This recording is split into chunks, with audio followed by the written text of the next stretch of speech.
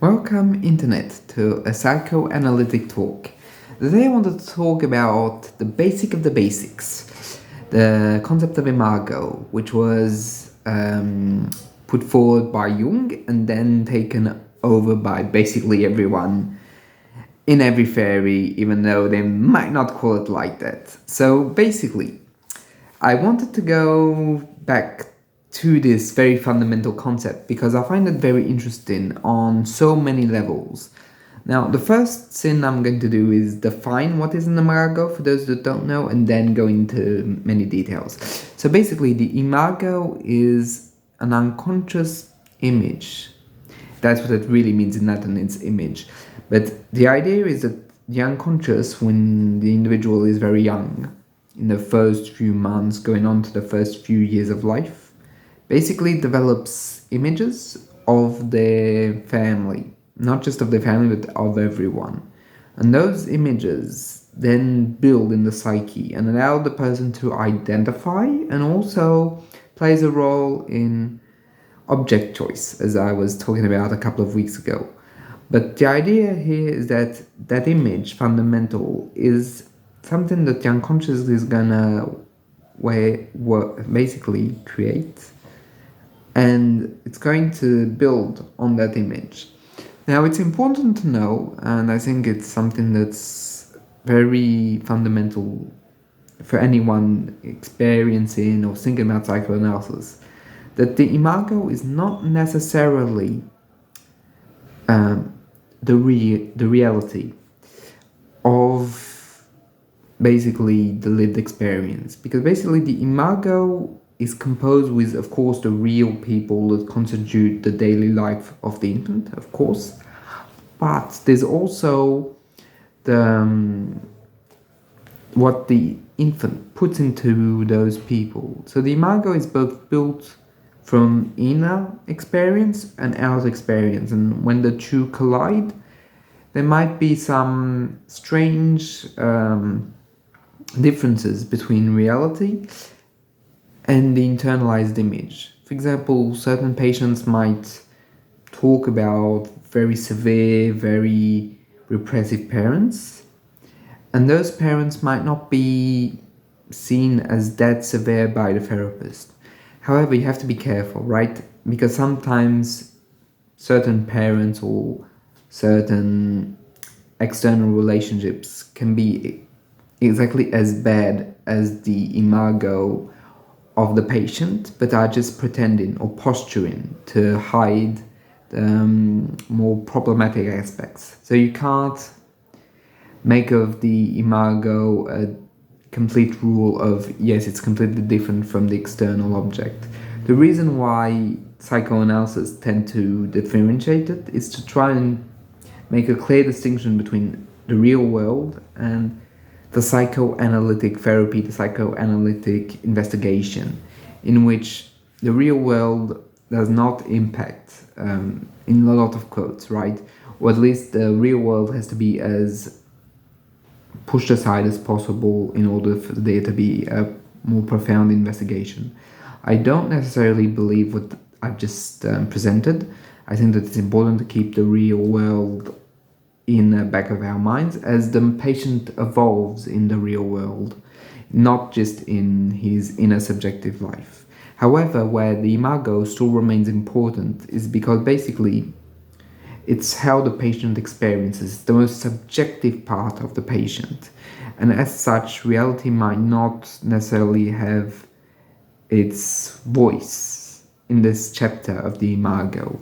That's something that's very important to know, is that basically when we talk about imago, we talk about the most core element of how a human sees another human, how he perceives them, and what effect does that perception have on him or her or they. And that's where the imago becomes one of the more fundamental issues, that basically they're the building blocks of the whole psyche, meaning that without an imago, there's no chance to have an identification, that goes through that the drives need those images in order to be able to create a sense of identity out of the individual. And that those pictures, as deep and profound as they are not to be found in the outside world, but in the inner world. And the Imago is a concept that has so many ramifications in so many theories, but you're not always gonna hear it said like that. For example, in the school of object theory, you might hear that it's good or bad internalized objects or introjected objects. This basically is the Imago. The same goes for Jungian schools. You might not hear exactly Imagos, but you might hear the word archetypes. And even though archetypes have a collective aspect to them, they also have a very singular and personal aspect that's very important to keep in mind. And it's also Imagos, I mean, it's also internalized images. And the same goes for basically all the other schools, and I'm even sure, even though I'm not 100% the best in terms of cognitive behavioral therapy, that they do have such a concept, even though they might not explicitly refer to Imagos. Why I'm saying that is basically in schema therapy, they do have the ideas of internalized oppressive parents or internalized severe parents that the patient needs to break away from.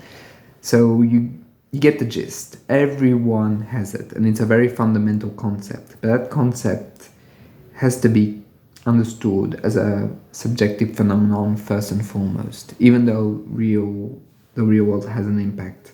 Also, what I wanted to state is that those Imagos can be idealized, meaning put on a pedestal and uncriticizable. They can be experienced as evil, destructive, vicious, and persecutory. For example, in paranoia, those Imagos are often projected onto the outside world rather than an internal experience, and they're seen as destructive and they need to protect against them.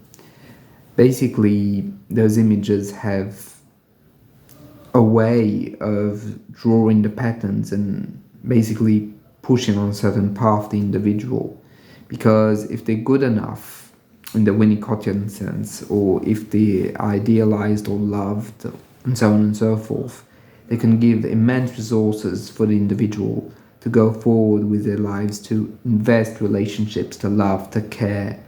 But if they're bad or persecutory or destructive, the individual might try and avoid them or feel that the outside world is out to get them. That's why I was speaking about paranoia, because that's the more, how can I say, evident side of sins, but that doesn't mean it's the only way.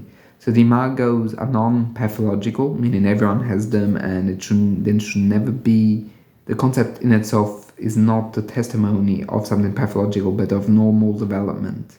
The only pathological positions can be when the person has had such terrible experiences that the Imagos have been undeniably taken a rough form, or a form that's of a bad object, to use Kleinian vocabulary, or if, let's say, the external world has hurt them so hard that they have never been able to develop good Imagos.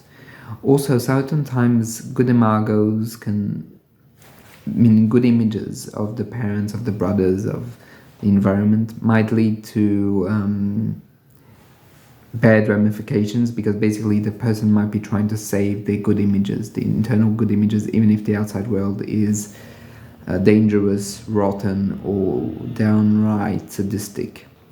So there's a lot of variations, and I hope you understand that the concept is an incredible concept and very, very important. And it's like the baseline, the concrete, of a building. It's really what it's made of, and it's one of the more core concepts of psychoanalysis, and one that's very important to know.